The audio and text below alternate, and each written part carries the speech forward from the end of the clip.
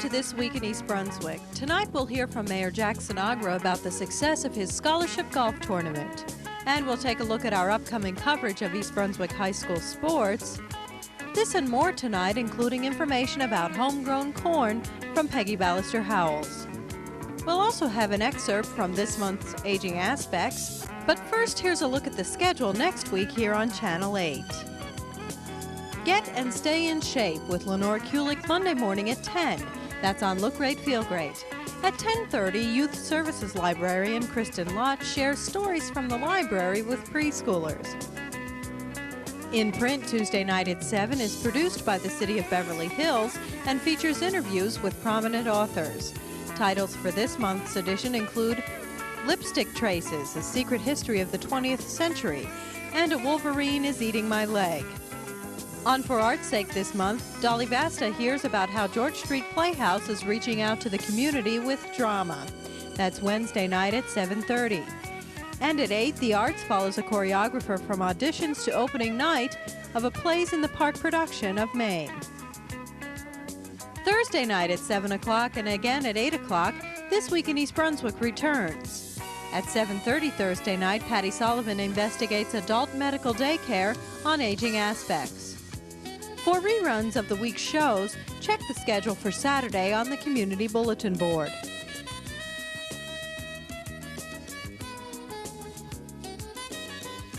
Hi, I'm Josephine Fiamingo. In front of me are a few of the hundreds of high-quality prizes that will be available at the Chinese auction, the Friends of the Library's 9th annual Best Ever Chinese Auction. It's going to be held on October 4th, and it'll be in the East Brunswick High School cafeteria. And tickets are now on sale at the library, or you can buy them at the door. Tickets are $3, and the doors open at 6:30 p.m. and the auction begins at 8. The prizes that we have a compact disc player, VCR, sewing machine. We have plush animals and dolls. We also have appliances. Also, we have numerous gift certificates, including we have tickets to a Mets game, and we also have tickets to a show at the Claridge Casino Hotel in Atlantic City. There'll be free coffee and refreshments, door prizes, so there's lots to be won. Come down to the Chinese auction, enjoy yourself, and be a winner.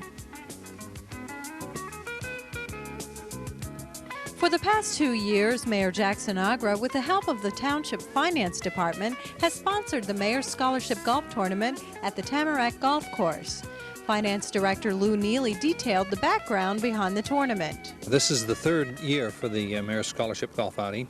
It was started primarily because there were needs for assistance in the form of scholarships, but couldn't be used from general revenues, i.e. taxpayer revenues or miscellaneous revenues.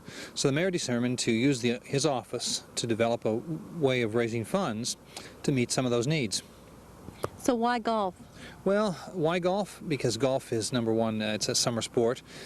Someone who is unskilled can go out in a golf course and have a good day. It's so beautiful, as you can see. And thirdly, it's an avid sport. A lot of people want to play right now. And it's easy to get sponsors. Well, it's not easy, but people are willing to sponsor an event that is truly a charitable event. Mm-hmm.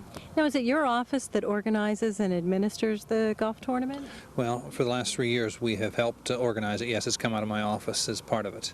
And one of the reasons was that the mayor said that so many times golf outings have a bad reputation. Is the money controlled? And so he asked me to take charge of that. And part of it is it's just not the mayor's golf outing. The council has the final say as to where the money goes, because it's part of the general operating budget. It's audited every year, and before any scholarships are given, it requires concurrence of the council with a 4-vote majority. That's great. Can you tell me how much you anticipate raising this year? I know you had this is the rain date, so you probably don't have as big of a turnout as you anticipated, but can you tell me about the revenues this year? Well, when a rain date occurs, when a person signs up, they commit themselves to giving the money for the scholarship outing. And if they can't make the rain date, then that means there's more profits or more revenues raised for the golf outing and for the scholarship fund. We shoot to try to raise $3,000 a year, and that's helped a number of needy children have after-school care through the SAC program, as well as the scholarships the mayor announced last year on environmental scholarships for a couple of kids at the high school. That's terrific. What kind of response have you gotten so far in the past 3 years to this event? Well, the response has been real positive. We've not had problems having people. We've not had to coerce people.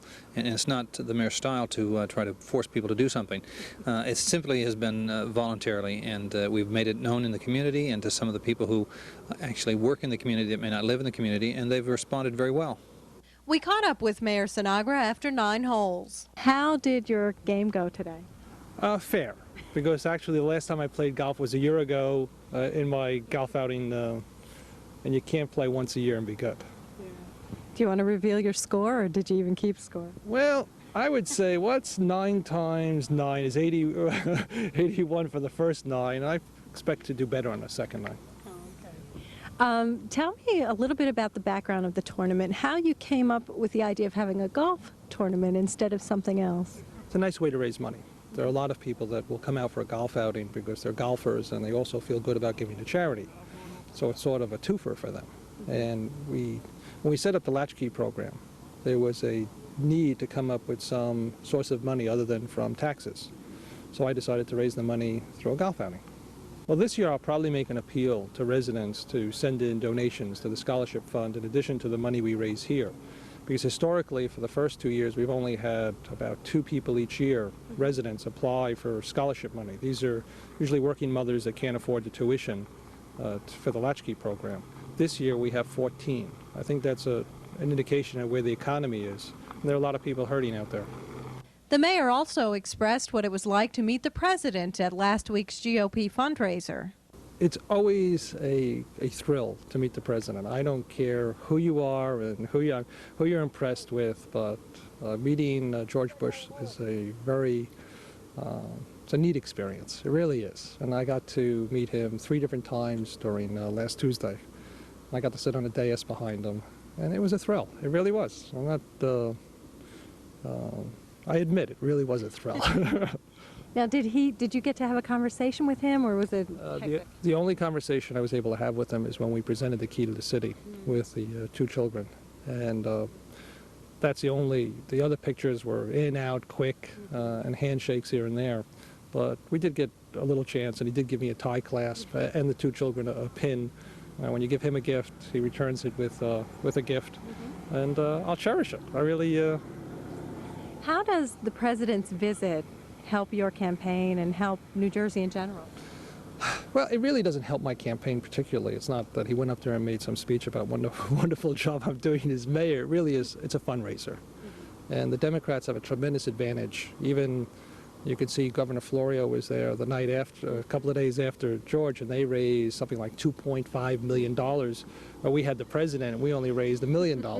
First of all, I think the president, to go see the president for $600 a dinner versus $1,500 for the governor, the president's a bargain. Mayor Sinagra switched hats for a moment to talk about his candidacy for state senate in the 18th district. Well, it's going fine. Today I haven't had anybody complain about anything other than my golf swing. So it's actually going very well. It's nice to know that the election's 5 weeks from yesterday. So I'm looking forward to 5 weeks from now. What are your main issues? What would you like to tell the residents about? Well, I think probably the biggest issues on people's mind are taxes, but I think even more so it's how the taxes have affected the economy. I find people that I come in contact with today are more concerned about their jobs. People that their whole adult career have never worried about their company or their job are today worried. They either know someone laid off. There are many East Brunswick residents that unfortunately are unemployed right now. And I think we have to get the economy started again. And you feel you can help do that? Yeah, I think I can. I'm the only person. There are 6 of us seeking state office in the 18th legislative district, and I'm the only non-attorney running. There are 5 attorneys and 1 businessman. I really believe the problems at the state level are business problems, similar to my approach when I became mayor of East Brunswick. The Mayor's Scholarship Golf Tournament has been a success each of its 3 years in existence, raising over $3,000 for East Brunswick kids. For information about how you can participate in next year's tournament, please call the Mayor's office at 390-6810 or the Township Finance office at 390-6860. Choices! You gotta make choices.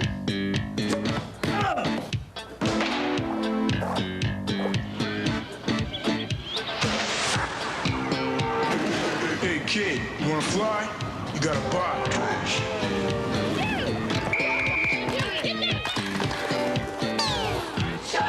Come on, kid, let me hook you up. Exercise the right choice. Visit your local park and recreation department today. The fall sports season for the East Brunswick Bears is well underway, and so is our coverage of these events. Throughout the fall, you can expect to see coverage of high school football, boys and girls soccer, and gymnastics. And we'll even try a game by the field hockey team against Sayreville. And as we get into our 8th season of high school sports coverage, you'll see some familiar faces bringing you the action, like host of Sports Talk, John Megliaro, along with Phil Hill and Jimmy Allender.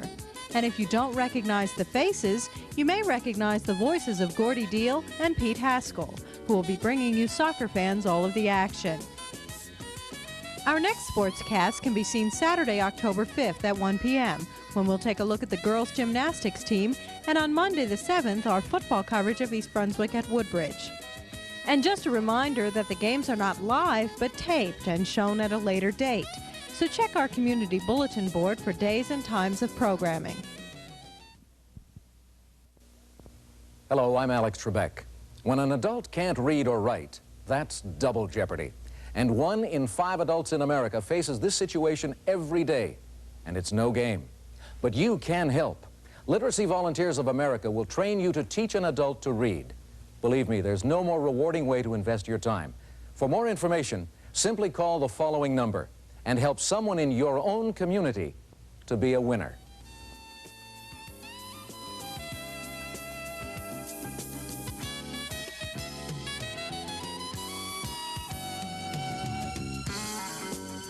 Hi, I'm Peggy Ballister-Howells. Welcome to Blooming Acres. I'm standing in the cornfield. Well, it's not really a cornfield, it's actually a corn bed, but it is sweet corn, and I want to talk to you a little bit about it. Most of the time, when you see huge fields of corn, it's not sweet corn, sometimes of course, but predominantly it's field corn. And that kind of corn is not harvested until the plants turn completely brown, and that the corn inside the husks have had a chance to dry down. And that corn is harvested primarily to feed animals, but it's also the corn that's used to make things like corn chips and corn meal. So we do eat that kind of corn on occasion, but it's not harvested while the plants are green. It's harvested when the plants turn completely brown, and actually farmers will begin to harvest that probably within the next few weeks or so. What we have here is very late season sweet corn. I planted this in late July, and with luck we will be having a harvest shortly. But I want to talk to you a little bit about corn. It's a very interesting plant. First of all, it's not pollinated by bees. It's pollinated by wind, which is why you have to have large quantities of corn planted. This is a double row. You're really better off with 4 rows rather than 2. But this bed is so long, I thought perhaps we could get away with it. This bed is about 90 feet long of corn, and it's a double row. Now, right here, this is the male part, and this is what emerges first, and this is where the pollen comes from. So this is the male part of the plant. And down here, where the ears develop, are the female parts of the plant. Now this is an ear, it's a little skinny, but this ear is well on its way to maturity. All the silks have turned brown. So in here, you can feel the ear is quite small, and that may have to do with insufficient pollination because of only having a double row. Down here is a very young, immature ear, and this is the silk, which is still green. Now I'm going to take this one out to show you.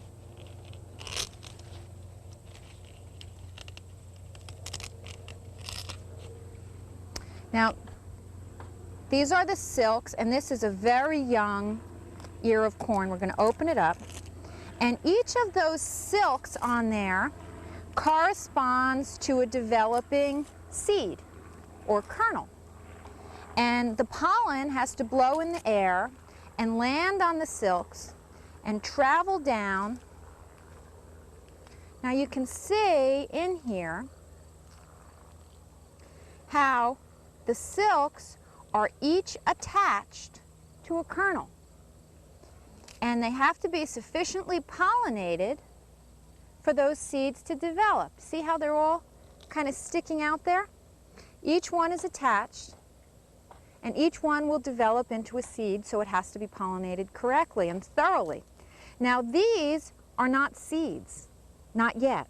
These are actually, each one contains an ovum or an egg and needs to be pollinated before it turns into a seed. Now actually this is a little large, but it is the immature stages. This one has already begun to grow too much, but it is the immature stages of corn before it's pollinated that's actually harvested for the little tiny corns that are commonly seen in Oriental cooking. So it's the same species, it just isn't pollinated yet. And to be honest, these are so tender, you can eat them like this. And they're delicious. Most people prefer to wait until they're larger, and you harvest them as these turn brown. I'll take this one. It's a very small ear, but let's see what we've got inside. You can see it is all brown. You can still see the silks haven't finished turning brown, although they are brown on the outside.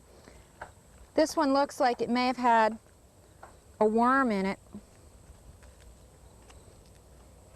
which is why there's the worm right there. It's one of the disadvantages to growing without the use of pesticides. But you can see, although this one was not yet mature and had a way to go, it was completely pollinated because it's growing evenly all the way around. Now, if it hadn't been adequately pollinated, there would be blank spots. So this one's a little young, but it was going to be a good one if we had let it grow a little longer. In the meantime, another week or so, and we're going to have corn. We'll see you next time here at Blooming Acres. Thanks for joining us. Bye-bye. This month's Aging Aspects takes you to 2 area adult medical day centers. In the following excerpt, Patty Sullivan will show you McCarrick Care Center in Somerset and JFK Hartwick Adult Medical Care Center in Edison. Janice, as always, you're such a delight to work with, but do you think you could give us a tour now of your facility? Absolutely. We're starting here in our office, as you can see. This is really the hub of our part of daycare. All of our records are in here. The cart for medicines is in here. Reference materials, anything that we need, obviously the desk is here. This is kind of an off area to clients because, as you can see, it's very small and there's nothing for them to do in here. Out in the hallway, as we travel down the hall, you'll see there's the activity calendar posted. We also have a menu posted so that people can see what's going on and what they're having to eat that day. I will just let you know, too, that a copy of the calendar that's on the wall is always sent home to clients so that families know what we're doing here.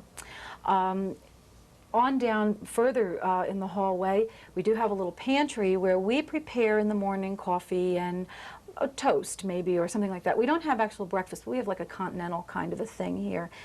Sometimes the kitchen provides us with muffins or Danish and things like that, which are all in accordance with the client's prescribed diets.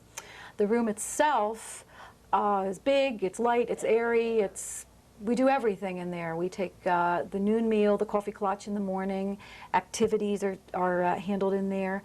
We have a sitting area where they can just relax a little bit, where we do other types of activities that they need. We do have recliners in the room for persons who want to rest during the day, and some of them do. It's a long day for them. We do have a ladies' room and a men's room right out in the hallway, very convenient to our clients. We're pretty compact and pretty contained back here, but it's very nice, you know, that we know where everybody is that way.